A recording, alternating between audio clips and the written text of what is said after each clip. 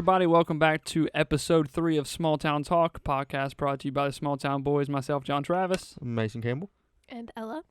Ella, glad to have you back on. Mason, today's episode is going to be all about you and what? And horses. And horses. Yeah. We're going to take a deep dive into Mason's background as far as him being I'm going to say, quote unquote, cowboy. Whatever you want to say, buddy. All right. So you probably can't see it. We'll have some clips of it here in a little bit once we start talking about it. But he brought some props with him. He brought a saddle and a saddle pad, some other things like that. So Mason, I don't think did we bring the bridle up here? yeah, it's we late. did. Yeah, we'll grab it here in a little bit.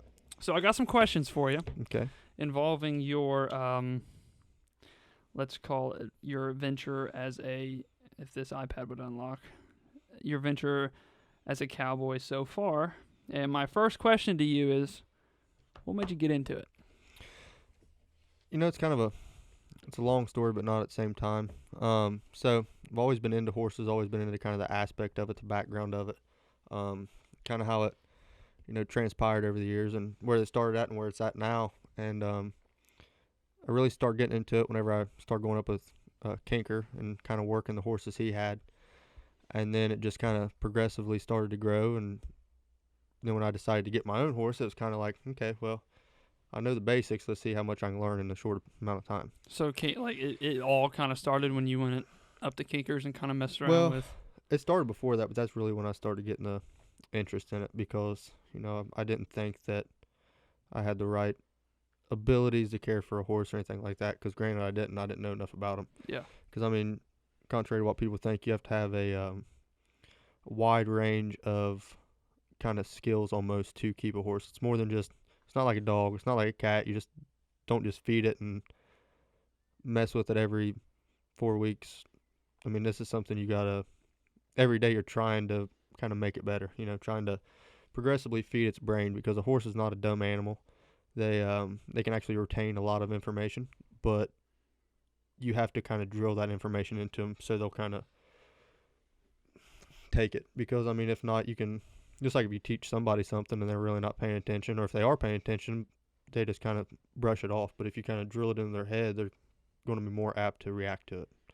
So it's kind of, you more or less got to treat the horse like if you're a teacher in a school. You teach something to the kids one day, and like the next day you have a refresher on the same thing you taught, the day before, and then after that you kind of just move on and keep going. And you're going to have the smart kids, and you're going to have the dumb kids. The dumb kids, and then you're going to have the kids that just refuse to do anything. Yeah.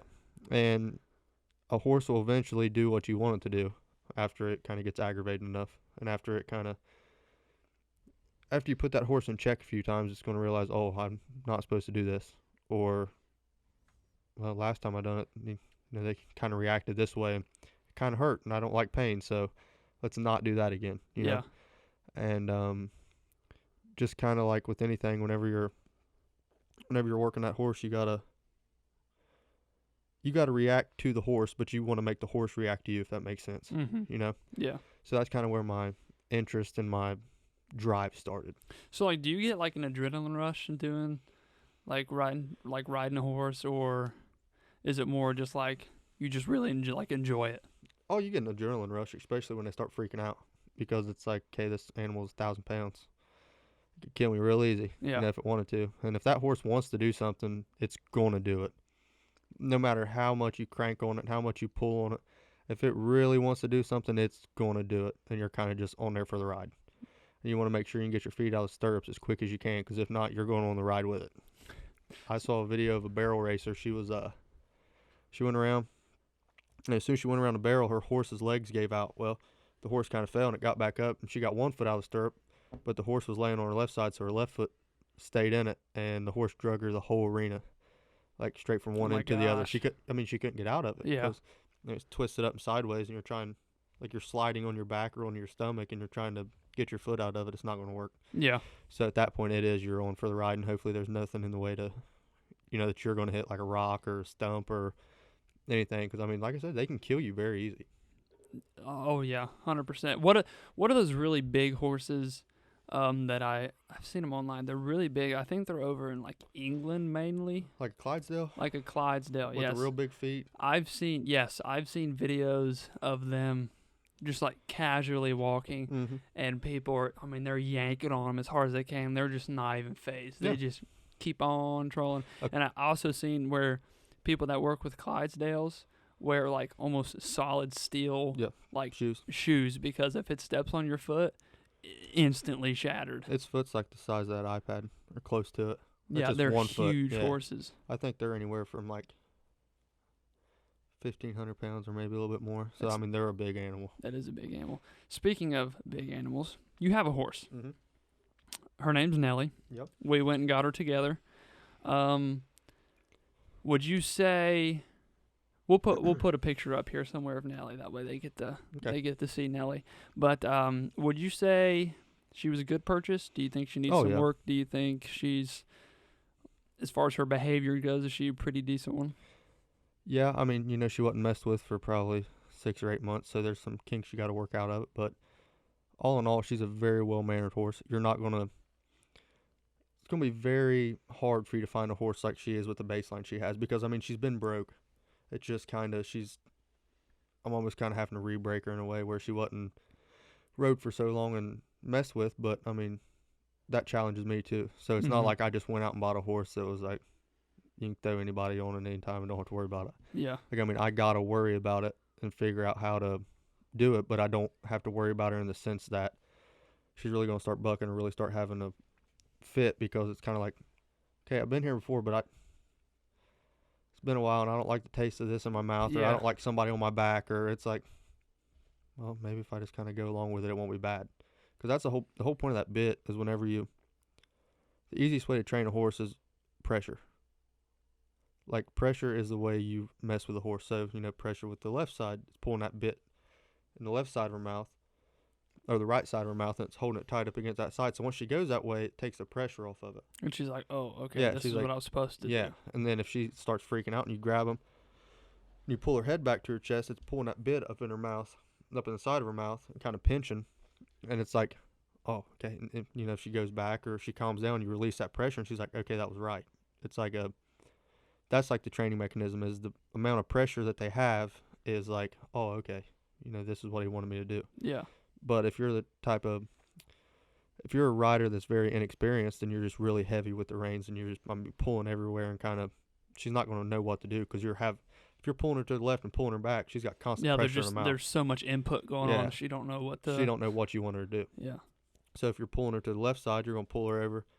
And you're not going to pull back because as soon as you start pulling back and pulling her over, she's going to back up, turn around, and keep turning around because she thinks that's what you want her to do. Yeah. So you just kind of move one way or another with her, and then whenever you want her to stop, you pull her back. And as soon as she stops, you relieve that pressure, and she's like, oh, okay. Now I get it, you know. And that's what you just have to keep repeatedly doing over and over until you'll barely have to touch them reins, and she's going to know exactly what you want her to do. She's going to move with it, and that's it. Yeah. You know. So is she like stubborn? She can be, but I mean that's with anything. If you didn't play basketball for 4 months and you go out and start playing basketball and it's like, man, I suck. I hate this. You know, I mean, you're going to be stubborn. You're not going to want to deal with it. Yeah. You're going to be like, no, this is dumb. But I mean, you kind of work that out of it, and it's like, okay. Yeah, I've been around her enough to know like when there's not a saddle on her, she's not getting yanked around to do something. I mean, she'll let you walk right up to her and, you know, pet her or anything like that. Mm-hmm. Don't have to worry about her biting you or kicking you. She's real laid back and kind of, well, obviously she's more relaxed when she doesn't have a saddle on her, don't have a bit in her mouth, you know. Just like anything you're going to be. Whenever you get out of the shower, you don't put on like 3 hoodies and 4 pair of sweatpants and shoes and everything else, you know. You just put on bare minimum. So for her, whenever, you know, she gets that blanket on her, it's like, okay, I'm warm. But whenever she gets that saddle on her, she feels the pressure, like going back to the pressure again. And we'll talk about that eventually, and we'll actually put a picture of this up there.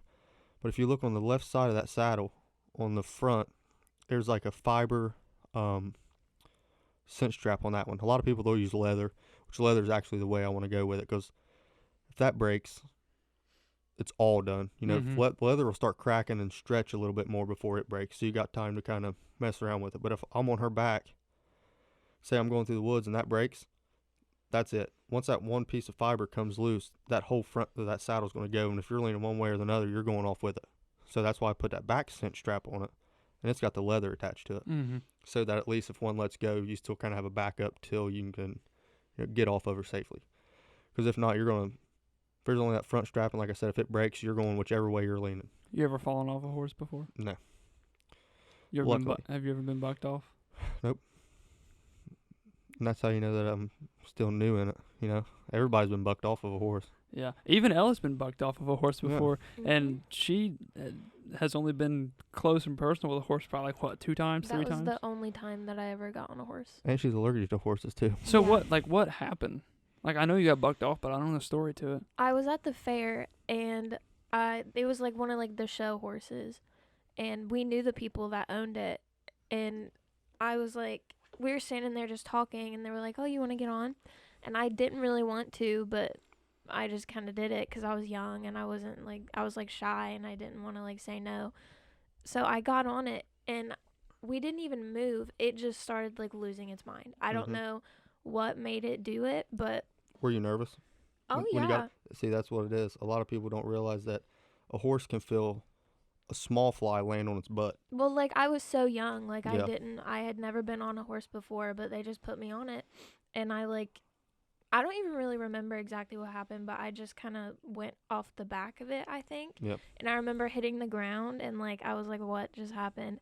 And it kicked my mom in the leg, and she had this giant bruise on her. Mm-hmm. But they said that it could have been like the little things on the back of her boots, the spurs or Oh, whatever, yeah. because I saw it like poke it in the leg. Well, on the back of whose boots? The girl who was like showing the horse. Yeah. 'Cause she was on it before Yeah. I got on it. See, But I don't think that would. That's just coming from personal kind of view looking in. Whenever you got on her, she should have been more relaxed because them spurs, they're really not meant to like hurt the horse. Because it takes a lot to hurt a horse. well, it poked it in the leg. Like Oh, whenever you was on her. no, whenever she was on her. Oh yeah, yep. That's the whole meaning of that spur is if that horse. So say Nelly was completely, like not broke at all, Mm-hmm.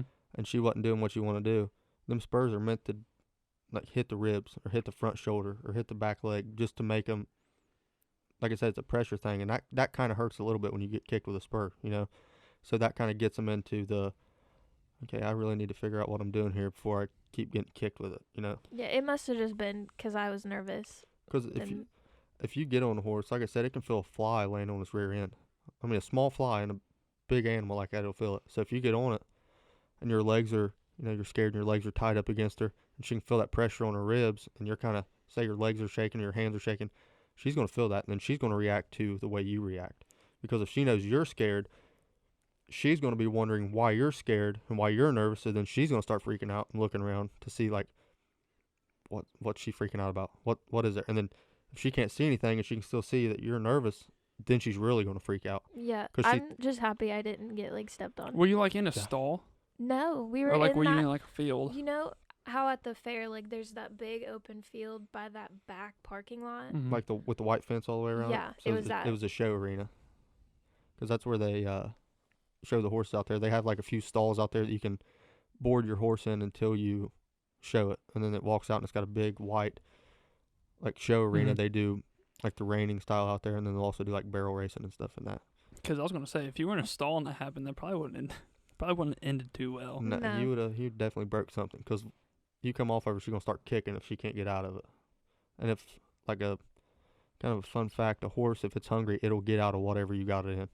So if you leave a horse in somewhere for 2 days and don't feed it, and it can smell food somewhere, one way or another, it's gonna get out of that stall. And I mean, you gotta think of how strong that animal is to do that.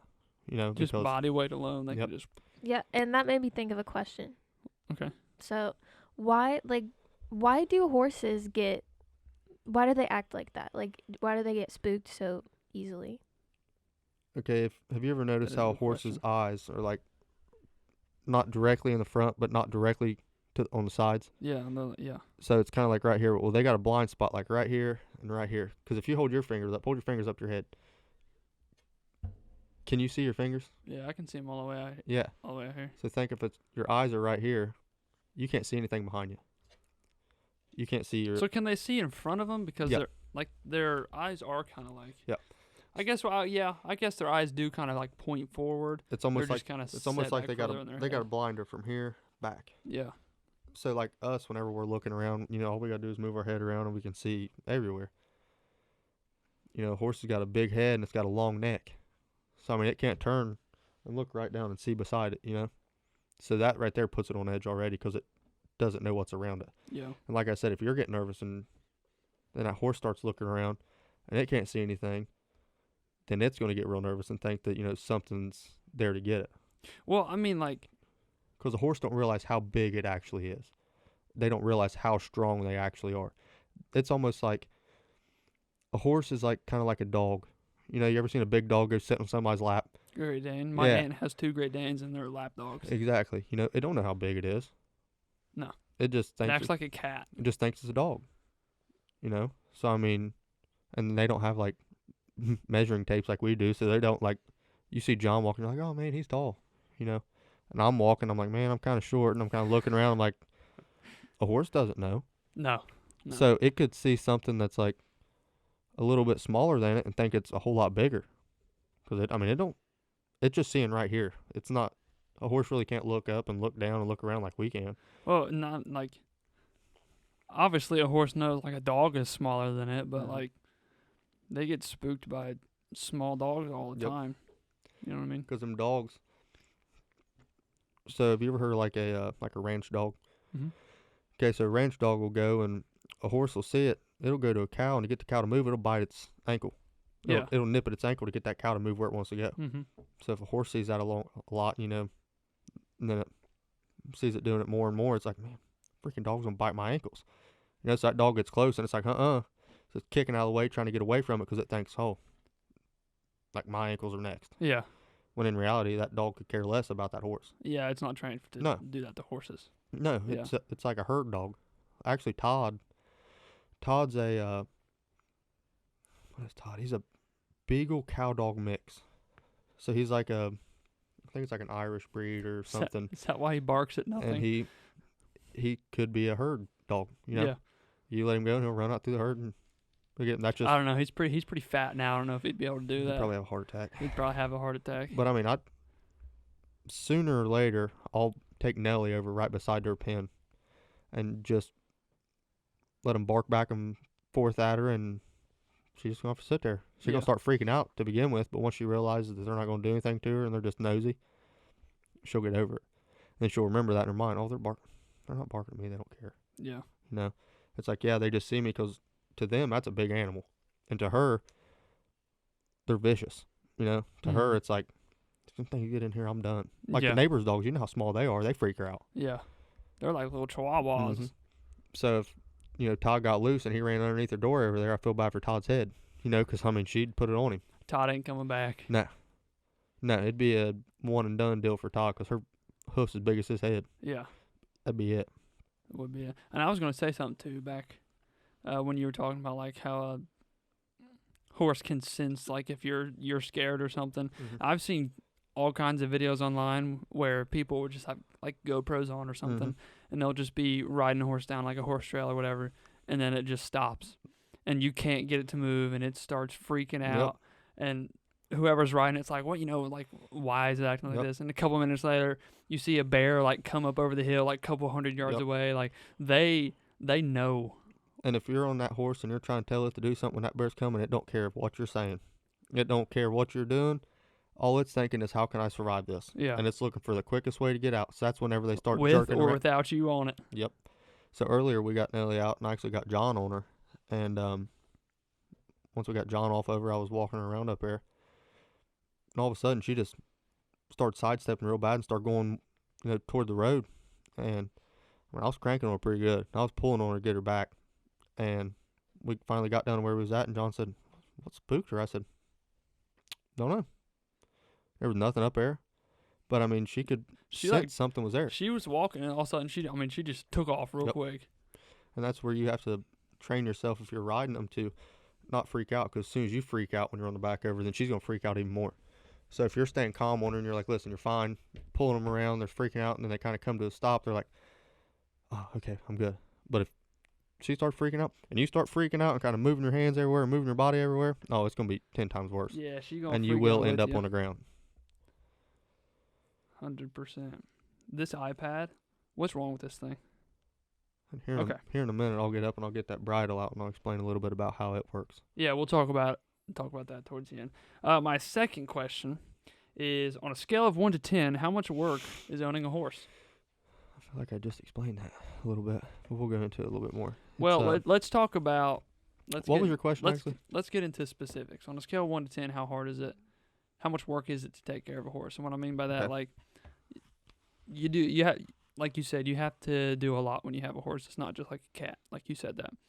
But how much, like, what is, let's say the only thing you did in your day was take care of one horse. Like, explain everything that you would have to do. Like, how much work is it actually to take care of a horse? Could, like, anybody do it, or is it going to take, like, a tremendous amount of time? Okay, what's your view on taking care of a horse? Like, are you talking feeding? Are you talking training? All are you talking aspects of it. So I mean, you don't train a horse every single day. So I mean, you can, but I mean, that horse is going to start to get saddle worn, which means that saddle pad and that saddle is going to dig in her front, like right underneath her front shoulder. She's going to start getting raw, and then that's when she's really going to start not liking you. So you really can't work them every day. You can get out and ride them every day, yeah, but you can't actually work them and try to make them better every single day. Yeah. So that'd be one thing you would do, but it wouldn't be like a daily thing. Right. So I wouldn't put that into like the daily aspect of taking care of a horse. Okay. But as far as, I mean, you got to make sure, obviously, like anything, it's got to have clean water. It's got to have, the proper nutrition, because if you look at like... Yeah, let's talk about that for a second. I see all kinds of people talking about like crazy diets for horses. Like, they measure it down to like the gram of feed that they give them on a day. It's all depending on what your horse is meant to do too.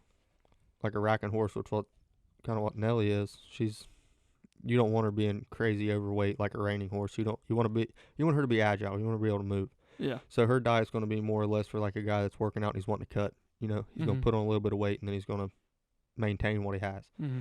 And that's the whole goal of like her. So like she gets, I don't measure out how much grain I give her a day or how much hay I give her a day or any of that. But she gets a substantial amount just to keep her, to kind of build her up where she needs to be and then stay there, to maintain the weight that she has, because I don't want her gaining a crap ton of weight and then not be able to walk a trail, you know, or she won't want to rack. And, when I'm saying rack, it's her head's going to stay up. So if you watch a reining horse, their head's down, they're controlled, they're uniformed, they're whatever. Well, a racking horse, that head's going to stay up. And then feet and legs, she's not going to be running. It's almost like a speed walk, but, I mean, there's horses that can rack at like 20 or 30 mile an hour. Mm-hmm. So her feet are just going to kind of slide back and forth. It's just going to kind of like how we walk, how it's hitting and curving up, hitting and curving up. Well, that's what she's going to do, but she's going to stay uniform when she does that. So her head's going to go up, her body's not going to be all disoriented, and she's just going to go straight wherever you want to go. But then you can also take her out and take her on a trail and just walk her. Mm-hmm. So that's kind of like the difference of like a reining horse. Like I said, you want to stay uniform. You want to stay in your hands more or less. You want to stay right where it's at, not veer off.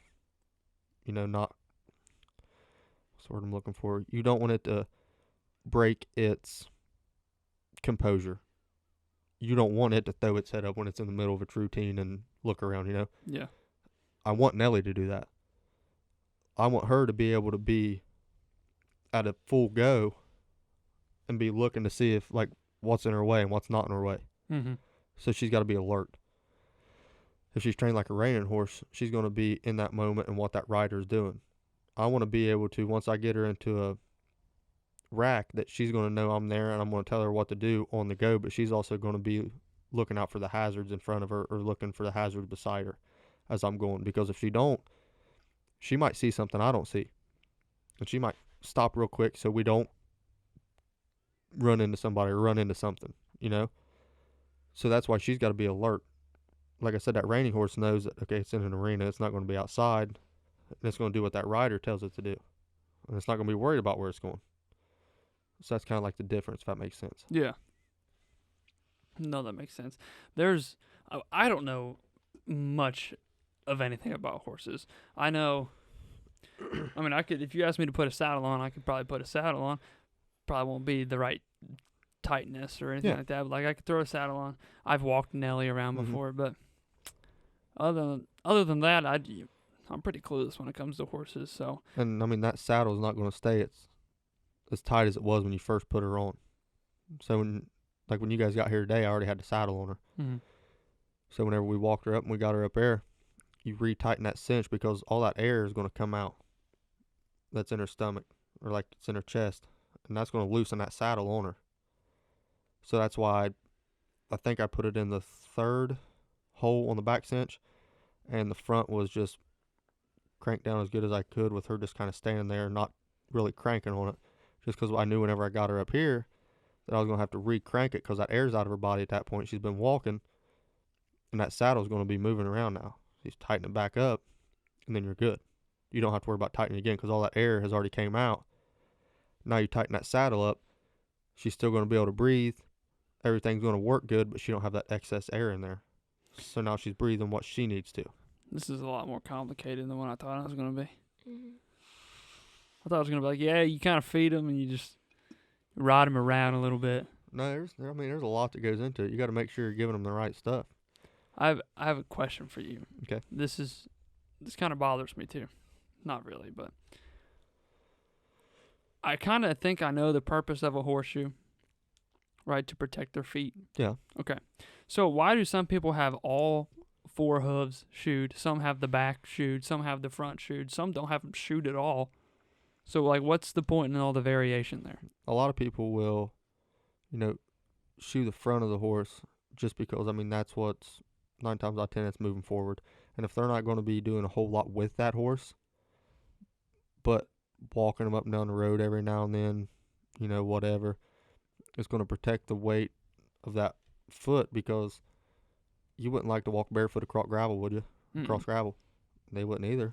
I mean, the horse is sensitive, so that shoe kind of takes over like a shoe in our sense, that it kind of protects her bottom of her foot from, or the bottom of that lip, because there's the line that goes around the front of that foot that the shoer is trying to kind of like the quick almost. Like I'm assuming you've went and got your nails done quite a bit, and they have that like cuticle pusher or whatever. Is that what it's called?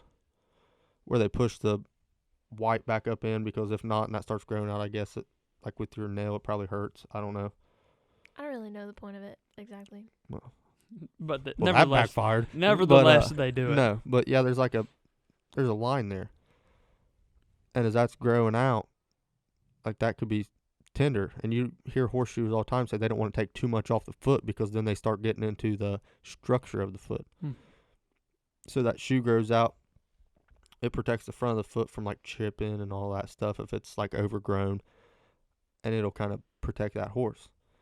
Reining horses, they have 4 shoes, and a lot of the times they have a slider on the back because they'll get them up into a lope. They'll crank on them, and that horse will dig its rear end in the ground. It'll slide, and it'll stop. That little piece that kind of? It's more of like a smooth out shoe in a sense, so that whenever it slides, it don't like catch. It just it slides. Yeah, its rear end will slide, and then as soon as it stops, it'll come back up and it'll level off, and it don't have to worry about something getting stuck there or it sticking and not being able to move. Yeah. A lot of trail horses, they just get the your traditional shoe on it, just to kind of, like I said, protect it from the trails. Or like Nelly, we didn't put her back shoes on yet because she could grow it out a little bit more and then you can trim it off and really get that shoe the way you want it and the way you want it to feel. Because, I mean, if you just kind of, it looks halfway decent, put a shoe on it, maybe her foot structure is not where it needs to be yet, you know? So, but she'll have all 4 shoes on because whenever you get her on the road, that's when you hear the rack. Yeah. Because, I mean, you'll hear it with bare feet, but if you hear it with a steel shoe on there, that's when you get the clack, clack, clack, clack, clack, clack, clack. Yeah, the real I cool, love that Yeah, noise. the real cool sound. Yeah. And that'll also kind of protect her and give her maybe a little bit more stability on that, rather than if you try to rack her with her bare Which kind of makes sense because when we go to the gym and we're doing squats, we wear hard sole shoes. Yeah, you don't wear something with a heel on it. Yeah. Yeah. Makes sense. Well, I'm almost through all my questions, so I think this is a good time to take our first break. It'll be a little bit for us, but just be a second for you guys, so we'll be right back. All right, we're back. I'm through with all of my questions. Ellie, you have a few, don't you? Yes. Okay. Okay, so say you have like an unlimited amount of money. Okay. Like, yeah. What would your dream ranch look like? No, that's a good question. Buckle up. This is going to be a long one. This ain't going to be a long one because I actually know exactly what I want. Because, I mean, I've had this conversation with Mom and Dad quite a bit of if money wasn't a problem, or if I could pay for 75% of it, maybe not even 100% of it. Like, I have an idea of exactly what I want. Let's hear it. So it'd be like almost like a log cabin style house. It wouldn't have to be like a mansion, but I mean, it would be like an actual log built house where it's actual logs, they're sanded down, coated, weatherproofed, all that good stuff. And it'd probably be a 40 by 50, nothing massive. You know, I mean, it sounds massive, but by the time it's all said and done, nothing, terribly big. It'd kind of be like a barn-demonium style, actually. Like half of it would be. What is that? It's like a bigger version of a pole barn. Okay. So it'd have the structure and frame look of a log cabin, be a little bit bigger, then split down the middle. The other half of it would be like a garage. Okay. Because what did you call it? Barn-demonium or barn. I thought it was a barn-dominium. Yeah, that's what it is. Okay. What? Yeah, see? Barn-dominium. Barn-dominium, not barn-demonium. Barn-demonium. At least you know how good my vocabulary is. But, so it'd be something kind of along the lines of that, because I look at a house as like a showpiece.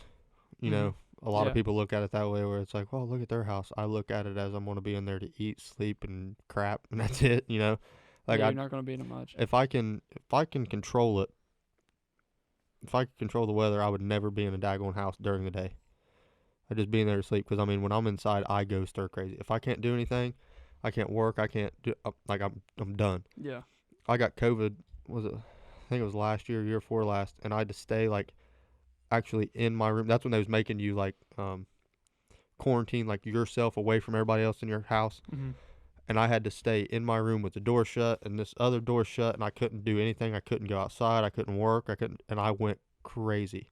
Like, cabin fever is a real thing if you like being outside. Like, I was just going nuts. But that's kind of what the house would look like. And then I would have a barn, kind of like the size of, like a big diesel shop almost. It like works on semis and things of that nature. Something big enough like that. But I would have an indoor, like, arena inside of that with probably 4 or 5 horse stalls, because some people get really greedy with horses and they want like 6 or 8 or 10, and they don't do anything with them. Yeah. They're just there. If they just happen to have them. If I have them, it's going to be like, I'm going to have them, and then like my wife would have one, and then like my kid would have one. I'm not just going to buy a bunch and just leave them there. Mm-hmm. Like, it would be horses that get used. I would do that with a heated and cooled indoor kind of area, where it'd be like half of it would be the arena side of it, then you'd have the stall side of it, probably like a small kitchenette in it, because I'd spend a lot of the time out there, because like I said, I wouldn't want to be cooped up in a house. I just couldn't stand it. And then I'd have a big outdoor, probably 50 to 100 acres. I'd like to have more, but just kind of like in a realistic world around here, you'll never find that. You'll never find a whole lot more that's actually good land. Yeah, most of it It's is hills. Yeah. So I would do that, and then I definitely would have some cattle, because I want to get into that aspect of it. And then honestly, probably like a pond or two on it would be kind of nice. But something simple, but something kind of So you don't want decently you don't sized. want like a whole bunch of structure. You just want the land of it. Yeah, more or less. Gotcha. Just because I'd love to get into like the cow sell and trade business, or the horse trade business where you bring in a couple horses that you buy and train and send back out to whatever kids or whoever like wanted that style of horse, but then I'd have like a cow sell and trade side of it, probably get like a milk cow or two, just to kind of supply and demand in a way for that. I'd like to probably have a few chickens, lay the eggs, because processed eggs from the store is nowhere near as good as the real thing you get off a farm. And expensive. Yeah, very. Stupid expensive. So that's kind of like what I'd want. How many like acres? Like in an ideal world, like you said, no money. Money's not an option. Money's not an option, and there's actual good land. Yeah. Probably 300 or better. 300. That's perfect. That's like perfect, ideal. Don't have to worry about hills, a whole lot of hills. Don't have to worry about a whole lot of other people around. Don't have to worry about, anything. And it's perfect world, perfect on paper. To a T, this is what it is. This is what it looks like. World, that's what I would want. Yeah. But in an ideal world, I you're like not it. going to find that. I would like to have 300 acres. You can do a lot with 300 acres. There was a guy that had 357 acres for sale in Greenup. Okay. I looked at because I'm still looking at land right now of where I want to buy and build. Yeah. So I was looking at the diagram of the property lines that he had in his neighboring properties and all that. I was looking at it and I was like, okay, well, there's a few kind of like hills in there where it's probably like 50 or 75 acres, whatever, not bad. I went down and looked at the price, and it was $4 million cash. Holy crap. I said, you can keep it. And in the thing, it said cash. Who's going to pull up with $4 million cash? You would be surprised. Like I was telling you earlier about the guy that used to be a teacher at Northwest, and they bought it was $1 million and $1,280,000 was what he paid for the piece of equipment, and they're paying $20,000 a month on it. But you wouldn't guess it. Dude, people, you would be surprised about how much money people have around here that you wouldn't guess. I know personally a guy that went out to, I think it was Bear Creek. Is that Big Bear or Little Bear out there by the campgrounds? Big Bear. That's Big Bear. I think it's out on that road somewhere where him and his dad went and bought a farm. I forget how many. I think it was like 300,000, maybe more, and they went out and bought it cash. He said you should have seen the look of the banker's face whenever we walked in with duffel bags with cash in it. I bet. The guy started cutting catalytic converters off of cars and selling them, like legally doing it. Yeah. Whenever they were just starting to like have great value. And he started doing that before anybody else did. Yeah. The dude has never taken out a loan, doesn't have a line of credit on a loan, and he has a dually either 3500 or 2500 Dodge Ram, full cab, inside and outside, full leather, like cowhide leather, has a F-250 Ford Platinum, I think, or something. Paid cash for it, paid cash for the Dodge, paid cash to have his house built, and it's like nothing. Pretty sure at one point he told me that he forget how many thousands of dollars he made in a year, but it was like a ridiculous amount. And I was like, how do you do that?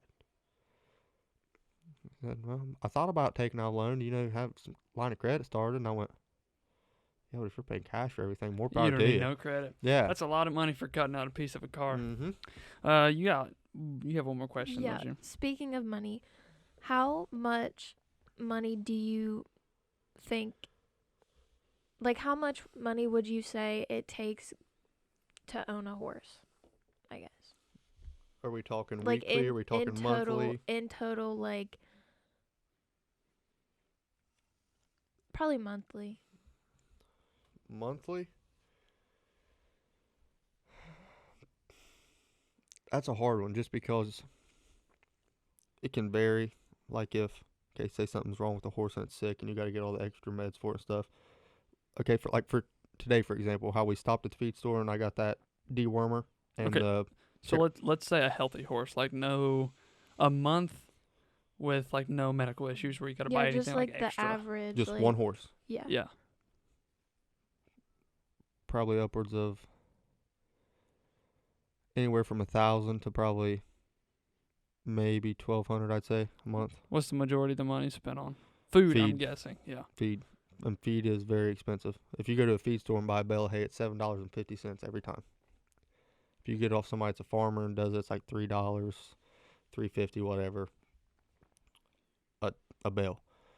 A lot of people get round bales because if I had the ability to get a round bale down to her pen, she could eat off a round bale for like 2 months. And then you told me they eat like 20 pounds of hay a day or something. Yeah, it's something ridiculous like that. It's like 15 to 20 pounds a day or a day and a half. That's nuts. Of hay. Now That's a lot that's just hay. That's not her grain. That's a lot not of hay. Oh yeah, yeah. I think one square bale of hay is 45 or 50 pounds. So they're eating half of one of those a Yes. day. I bought 12 bales for 12 or 13 bales for $40, I think. And if I would have done that at a feed store, it'd have been over $100. Really? Easily over 100. Yeah, because you got to think it's $7.50 a bale, pretty much $8. Adds up quick. So luckily, there's a guy down here that sells it for $3 a bale, and then Nate, my boss, he's kind of got me hooked up with a guy that sells it for $3 a bale too. But if not, I'd be spending. I think weekly I'm spending $70 or a little bit more. So you can kind of do the math there, and that's a healthy like horse. That's no medicine, none of that involved. Yeah. So you said 1,000, 1,500. I mean, you got to think that's. I mean that's over $10,000 a year. And I mean that could be highballing it too. Yeah. You know, I've never really sat down and like kept the receipts of everything that I've bought in the last month. But I've been with you when Yep. you've gotten, cedar chips, straw, hay, all that stuff, and it adds up. Every trip we're spending over $100. Yeah, I mean, and that's not flaunting money either. So don't take it that way. It's like that's stuff that she has to have. And it's like, whenever I say that I'm paying $100 or $200 for something, like that's not me saying, yeah, I got a lot of money. That's just what it is. Yeah, that's me saying like that's what it takes to maintain a healthy horse. yeah, And like I was saying earlier about like the dewormer and the terramycin for her eye. You know, that, I mean, you factor that stuff in. I think, how much was it when we left the feed store? 30 some bucks for a thing of terramycin that's about that big. That's an ointment. yeah, it was real small. And then the syringe was probably that long for the dewormer, and all of that is for one horse. Like, you don't break it down into doses. You crank it in her mouth and you hold her head up, make sure she swallows 2 times to make sure she gets all that in her. Because if she spits that back up, it's doing no good, and you're going and getting. You stayed in the truck when we walked out of the feed store today. Mason goes, "Man, this horse thing's getting expensive." It is, dude. It's like people don't realize it. And you see all these farmers are like, man, you know, I'd love to be in their shoes. It's kind of like I have one horse, and like I'm really paying out the wazoo for it. Yeah. And it's actually cheaper to take care of 2 horses than it is one, just because they're not. They're more or less kind of sharing the food. It's not like everything I put in with Nellie, she's getting every bit of it. So I mean, she eats it up quick. She's looking for something else, you know. If you got 2 horses, they kind of bond around and, you know, kind of mess around throughout the day, and they don't eat as much, but it's just her. She's got nothing else to do. She bored. She's eating. Like we were riding her out there earlier, and you had stopped her, and she just stood there, immediately just started looking for food. I mean, she's some natural instinct for an animal. They eat a lot more than we do. Yeah. Especially if you're a 1,000-pound animal, you're going to eat a whole lot more. And the only thing you eat is grass. Gotta get a lot of grass. And that's all hay is dried out grass pretty much. Yeah. So. Basically. So we're talking freaking, I mean, 10 to $15,000 a year just for one horse, Easily. and that's saying that everything goes, pretty well perfect. That is everything. Line up all your ducks in a row. No medical bills, no nothing. Because if you go to a vet's not like a doctor. They really don't have insurance. It's you go in and you're paying Yeah, here you go. whatever it is up front. Yeah. Or a lot of places they might even let you pay like half of it or whatever, and then like kind of pay the rest within a few weeks. But a lot of places too are like, okay, it's going to be $2,500 to do it. We're going to do it or we're not going to do it. It's not like no, we'll see what your insurance covers and you make medical bill payments. No. You go to a vet, they want it right then and right there. Yeah. And if you don't have it, sorry, they're going to look at your horse and be like, sucks to be you. Sucks to be you. Well, we also have a few props that you brought up that Yep. we're going to show here. I don't know what they're called, but I'm going to hand these to you. Okay. We'll get a little bit of them on camera here and kind of tell us what they are. So before I do that, you said you don't know a whole lot about it. So I want you to go through, and I want you to flip it over the right way here. No, sorry. Yeah, Sorry. you're fine. Okay, so Are you going to quiz me? I'm going to take this off here just so you can kind of see it. It'll be a little bit easier to kind of explain what it is. Okay, so before I get started, I want you to kind of go down through there, and Ellie, you can too, I would not know And- anything. and see just kind of what you see here. Because if you hold it straight up, you got longer arms than me. Hold that thing up in the air, just kind of like it'd be sitting on a horse. So I mean, that's how I don't know how I'd be sitting. that's Oh how yeah. that's how it goes on a horse. Okay. So, obviously, this is the mouthpiece and what goes in the horse's mouth. Mhm. Because I mean that's Wait. that's basic. But no, This is called the not- bit, correct? Yes. Okay. Yep. Got that right. So before I really explain what everything is and how it operates, you can lay it back down or hold it up, whatever you want to do.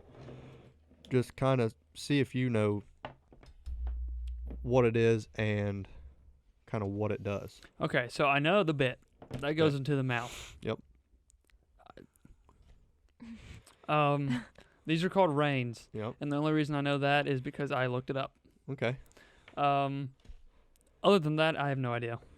This is a thing that goes by their eyes. The things that go by The their eyes. The eye strap. That's a really good way to explain it. Okay, what's this? Head strap. Close. Yeah. I mean, I don't know the name for Okay. it. So, you got the bit, obviously. Got the bit. Okay. These right here is what you call a cheek strap. Okay. This runs down the side of the horse's face. You tighten these top ones, or you can tighten the bottom ones to put more pressure on the bit as it's in the horse's mouth, or take pressure off of it as it's in the horse's mouth. Then you got the headband. So this sits right above The front or the back here? the front. Okay. So that sits right above the horse's eyes. Like right above. So that's what holds it back up against that horse. Okay. Okay. And then this is what you call the cheek strap.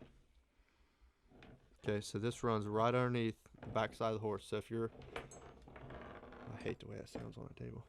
So if you, this is you looking backwards at the horse. Mm-hmm. So its head's in here. That's right across its forehead. Mm-hmm. You take this right underneath the chin of the horse and you tighten this up, and that kind of locks that in so that so that this can't slide off. She can't take her head and rub it on something and slide that off. Okay. This is going to keep that tight on that horse's head so it won't move. Mm-hmm. And the whole point of this configuration is to make the horse, to control the horse, to make it do what you want it to do. So like I said, you can tighten your cheek straps up. A lot of times some of them will even have a nose band that will run through the little eyelets here and here. Kind of keep it tighter on her nose. Kind of like if you look at her halter down there, how it's got that strap that runs across her nose. That'll kind of keep it locked in there. And then you got your cheek strap that'll keep it locked in on the back of her head. So then you adjust these by however much pressure you want in that horse's mouth. And this is like your steering wheel. Yeah. So a lot of people will, they'll single-handedly use each rein on the side that it's designated. So if this is forward, It's your right side of your head. It's your left side of your head. A lot of people will just bring that straight back in their left hand and use it like that on the left side. Mm-hmm. I like to cross them just because whenever you cross them, you can kind of feed that rein through and make it snugger on that horse's mouth. So you got more tension on that way. And you'll actually see a lot of people even, they'll take them and they'll tie them together. It'll be a knot. So now that is just right there and you're just moving it back and forth. Yeah. I personally like to cross it. It's just something I'm just comfortable with it. Just because if they start acting up, you can just kind of, you can tighten it whichever way you want, or you can just pull them both back and now they're crossed up and you don't have to worry about if you drop one, you know, it's gone. If it's in between your hands and it's crossed up, it's going to start sliding. You're going to feel it start sliding. You'll grab it a little bit harder. Yeah. You know what I mean? And so that's why I do that. And I don't use the nose band just because for me it really doesn't. I don't think it makes really that big of a difference. Just because if you got your cheek strap tight enough and that's sitting on the head, it's really not going to move anywhere. It's not going to want to go anywhere. And that just kind of takes a little bit of the aggravation off that horse's nose and kind of lets it more or less kind of move around, and it's not as bothered by it. Yeah. But if you look at this style of bit, so sometimes you'll have these cheek straps will be closer to the bit, so it's less of a movement whenever you're pulling on that horse. Mm-hmm. This is longer, so hold that one more time. So as you're in that horse's mouth, these are longer, so as you pull back on them reins, it's twisting that whole thing up in that mouth. So it's trapped. And that would pull the back of the head down that way. So it's making it tighter, and you can apply more pressure and more pressure and more pressure. And once you get about this point, that horse is really not going to like you. Yeah. So it's really going to be like, okay, I'm going to do what he's saying, you know? Because if you got a rein line right here, that's it. Like, that's all you got right there. Yeah. This, you got a lot of adjustment where you can really crank on that thing and crank on it and get it to be like, crap, what am I doing wrong? I need to let loose. I need to, okay, what's he want me to do? Yeah. And as soon as you let loose, then imagine all that pressure just going away, and it's just like, yeah. Because now you're traveling all the way here, you're traveling all the way here, all the way here, and just so much is let loose, and they're like, oh man, that's nice. Yeah. You know, it's like it's not killing me anymore. So that's why I like this style. Now there's a lot of different styles of bits. This is just a single bit, you know, it doesn't have any moving parts on it, it's just there. Now they do make a bit that's what's called a roller bit, and I have one down at the house, and the centerpiece will roll, and that horse will just kind of roll around its mouth. It could pinch a little bit, but not as terrible, you know, and it's not as aggravating to the horse with this because it don't have all the moving parts, all the breakaway points. There's not as much going on in their mouth. All the breakaway points in there, and then they're really trying to get it out because that's aggravated. I mean, yes, they'll eventually get used to it, but this right here is more of like a solid piece, and I can pull it back a whole lot harder in that horse's mouth and get it to really do what I want it to do. Yeah. There's not slack. It's not going to like be, it kind of hurts, kind of irritating, blah, blah, blah. No, when this comes back, it's coming back, and when it's going, it's going. You're getting all of it. So that's kind of more or less what that is and how that works. But the whole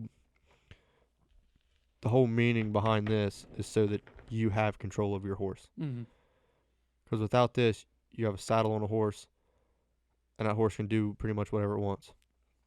If it's broke enough, you can ride it without one of these. You can just kind of use a halter and put like a rope on a halter or whatever and walk it around. But that horse can still get crazy if you're doing that. At least here you have a little bit of an attitude adjuster. Yeah. More or less, to kind of get that horse to do what you want and react how you want. Yeah. And then like these reins right here, I think these are 6 foot reins, so you really don't have a whole lot if you cross them like I like to cross them. If I really was thinking, I'd probably get 8 foot reins, just because you got that much more adjustment you can mess around with. And once you're close to the end of these reins, it's still holding pressure in that mouth. With a little bit longer reins, you can be more comfortable with it. Yeah. And you don't have to worry about constantly having pressure in that horse's mouth. Because when you're sitting in a saddle, you can only move so far in that saddle. So if that horse is longer, you got the reins held out on that saddle, and you still got pressure on it, something's wrong. you know. So if the longer the range, you can sit back comfortable. Your horse is comfortable, and it just works a whole lot better. So that's probably why I will go to 8-foot range, just so that I don't have to. If she wants to get down and eat grass, I don't have to lean all the way up in the saddle and lean over. Yeah. You know, it's just kind of like, okay, give her some slack. She'll eat whatever, get a drink, blah, blah, blah. Okay, we're ready to ride again. Tighten them back up and go on. Yeah. So. Yeah, you don't want to be leaning over the front of one of them. No. One of them. No, that not at all. Do you think would you ever ride a horse again? I don't really know. They still kind of like. I love horses. I think they're adorable. And not to mention, I don't think we mentioned this. You're deathly allergic like to horses. Yes. Horses are probably one of the things that I am like most allergic to. I don't know why, but like one time we were in Tennessee and I went and watched Dixie Stampede. Uh-huh. And I was nowhere near the horses and I had to leave the building. Holy cow. Which, I mean, they have their stables there too. So yeah, I mean, and there was a ton of horses. But like I was like way up in like the nosebleeds. Yeah. And I was still. Seriously? Yeah. I didn't know you were that sensitive. But I mean, they were in there like running and like their stirring fur, up a bunch of. Yeah. No, those are some pro horses. That makes sense. I mean, they're in front of freaking. It's Listen, a good show. Maybe one day Nelly will be whipped into shape enough to show her a little bit. Oh, yeah, but I mean, still don't want to throw her on a daggone horse's back if she's going to break out in hives and fall off, and then you got to give her mouth to mouth. No, I think she can handle it. We'll put her in a bee suit. That With a Yeah. hat and everything. Oh yeah, we'll throw you a respirator on. I got get a you in respirator in a hazmat. truck. Don't you worry about it. It's Yeah, a there we full go. face one. But also, like, I don't know. They still kind of freak me out. Anytime I see a horse, like, I just think, like, man, I'd probably get thrown off that. I mean, a horse is a very intimidating animal. That's one thing that people Yeah. don't look at. Everybody sees them on TV and they're like, But I mean, oh, they're cute. I like them. Like, I'll Yeah. pet them and stuff, and like, you know, like everything's fine. I just don't know if I would ever get on one. I mean, it's a whole different animal whenever you go from like seeing them in person, even just petting them, to when you're actually on their back and you're telling them what to do, but you're more or less at their mercy of what they're going to overpower and do. And horses are nice to be around until they get an attitude. Then that's when they're like scary. Yeah. When they start whipping their head around and they start getting aggravated, and you're like, holy cow, that thing could. And then you just feel them like stomp on the ground. John's seen me have to put Nellie back in her place a few times. And I mean, it's. And that reminded me, have you not been like kicked by a horse or anything? I've been close. I mean, it makes you gun shy, but if you're gun shy around that horse, then I mean, you're already fighting a losing battle at that point. That's know. what scares me. Yeah, I mean, if that horse knows it's not intentionally gonna hurt you, but if it knows something that you're not really comfortable with, just like anything, it's gonna kind of push its buttons a little bit and see how far it can get over on you. So the best thing that you have to do with a horse is correct it as soon as it does something. I'm talking as soon as it does something, you take action, you correct it. Because if not, it's going to start walking all over you. So like not the first day, but it was one point, Mom was like, oh, she don't want to do that. She's just hungry. She just want to eat. And I said, okay, but that's not what I want her to do. And if I start letting her do what she wants to do, then she's going to know that. Then I'm her pet, Yeah. Then she's in control of me. I was like, no. So, I mean, a lot of times that horse will sit there and it'll just pull its head out, keep pulling its head out if it don't want to do something, and you got to make it move. Because if it don't, then it's like, oh, all I got to do is that, and he's not going to do nothing. All right, And like whenever me and John was taking her down the hill, we almost had her in her fence. She started throwing that head up. She started opening her mouth, trying to spit that bit out, and try to start getting an attitude. And I looked at her, John was down there. I was like, all right, you're really starting to aggravate me. I kept looking at her. She wasn't doing anything. And I grabbed them reins and I cranked them back into her a little bit. And she shook her head and I pulled her and she tried to stop again. I hit her again and she was like, I didn't hit her, but I pulled her back and she finally was like, okay. We got in there and took her off and put her halter back on her. She was like, huh. Yeah, he turned around. I was like standing up towards the top of the hill. He turned around. He goes, no, seriously, she's really starting to get on my nerves. And her neck was fully extended and she wasn't having it. No, she was sitting back on her back feet. She was like, I'm not going down. You're like, oh yeah, you are. We're gonna move. You're a whole lot bigger than me, but I'm not gonna let you know that. Yeah. It's like, yeah, you're gonna learn today. And finally she's kind of like, okay, walked down there and walked in the pen. But if I'd have let her do that, that'd have been it. We'd have still been sitting down there. So. Yeah. Well, I'm glad that we got to take a little deep dive into what made you do all that, because Yeah. I've learned a lot. Like I said, I don't know. I know a little bit just where I've Mhm. been around you and stuff, but did you, like, on a scale of 1 to 10, what was your knowledge on horses? Maybe 1. 1? And what is If that, that, like they can buck you off? yeah. They can kill you. Yeah. It's a big animal. They eat a lot. Anyway, no, I learned a lot from this. I liked it. So- I liked. But you still got one more thing to show. Yeah. Yes, we do. So because it's kind of difficult to use that camera, Ella's going to actually record using her phone. That's the footage that you're seeing right now. So, Mason, go ahead, tell us what this is. I'm sure most people know what it is, but tell us a little bit more about it. So that right there is what you call the horn of the saddle, This piece I'm touching Yep. right here. or the pommel, whatever you want to call it. Okay. So you can get you can get a thicker one, you can get a smaller one, you can get they pretty much make every size there is out there. A lot of people will get a bigger.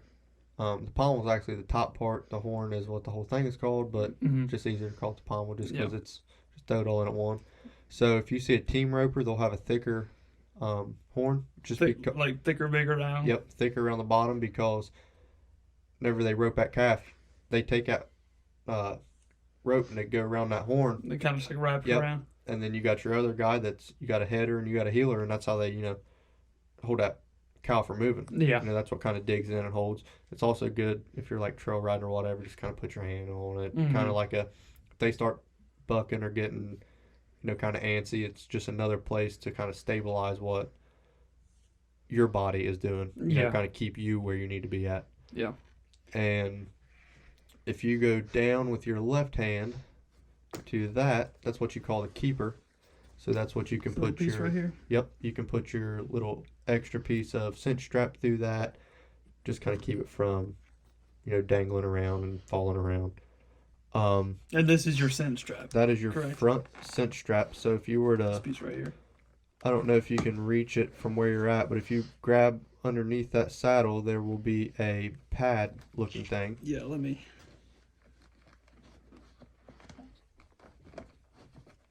Yep, if you reach down there, that See is how what far it goes up here. that's Yeah. your front Can you pad. see that?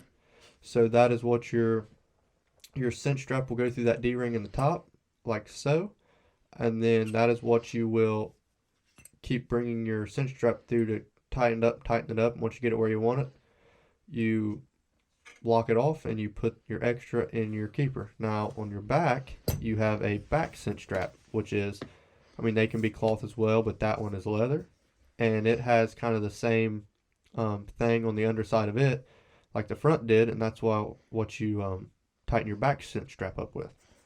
So that kind of keeps it, and the front's locked in. Some people don't use a rear cinch strap. I like it just because it kind of keeps the whole thing locked in. Basically like a seatbelt for a car. Yeah. Gotcha. Um. And then I think only the last major piece here. Yep. So you have a stirrup, and you got your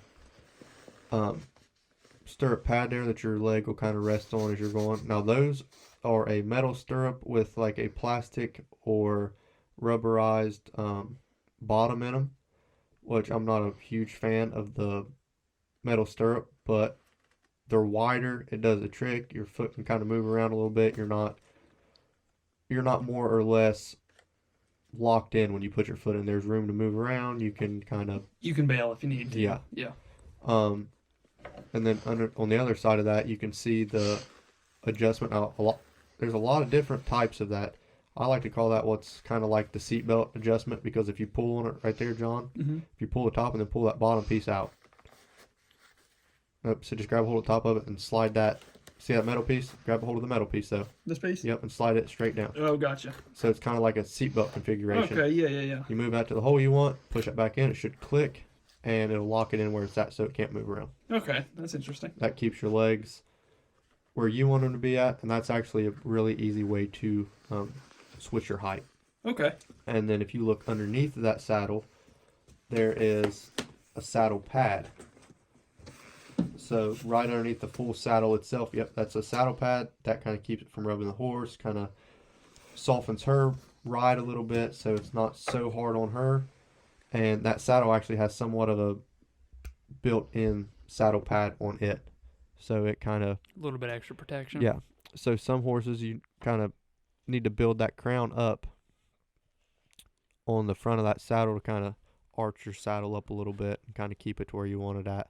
So you can actually get a thicker one, kind of build that up, and it's a little bit more comfortable. Yeah. But once those wear out,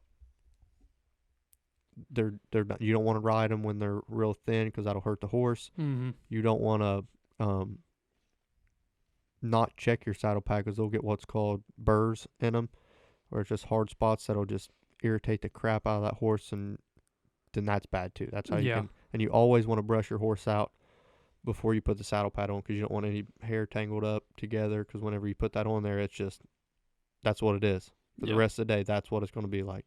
So you really want to take the steps to make sure that you're doing everything right. Yeah, it might take a little bit longer before you get it saddled up, but I mean, in the long run, it's going to be a whole lot better ride for you and a whole lot better ride for that horse if you're both comfortable. Because I mean, I don't like it when I get... Okay, you ever had something stuck in your hair, on top of your head, and you can't get it out? Yes. And then you pull it real hard, and it brings out a bunch of hair at one time, and it hurts? It's no different, except the horse has a lot more hair than we do. Yeah. And there's a lot more that can go wrong. They're a lot more sensitive. Yes. Like I said earlier, a horse can feel a small fly land on its back.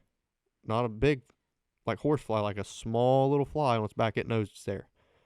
So it's going to know if something's underneath that saddle and rubbing it, or if something's irritating you, it's going to know it's irritating you, and then it's going to start getting irritated. So it's like, you got to make sure, and the way that saddle pad is built in, if you're not careful, it'll kind of wrap up underneath, and then that's kind of like an aggravated feeling in its side too. So you want to make sure that everything is, the way that it needs to be. Mm-hmm. And then we didn't show it, but I'll explain it. We don't have to show it. But on the front of that saddle, it's got a little eyelet, kind of like if they can see it on the back side of it, kind of where Ella's, right there. This piece right here. Yep. They might be able to see it. It's got a piece like that on each side of the front, and you can put a chest plate or a breast strap. Yeah. On it. The reason I know that's because you showed me one today at Royal King. Yeah. And on that front cinch, there's a D-ring in the center of it too, like on the front. So you kind of clip those on, and then now the horse's breast is kind of sturdy too. Yeah. So, I mean, there's a lot that goes into it. A lot of people just see somebody getting on a horse and they're like, oh man, I want to ride a horse, but it's like, okay, what all went into it? How that horse get that, mannerism? How did it know to do this? How did it know to do that?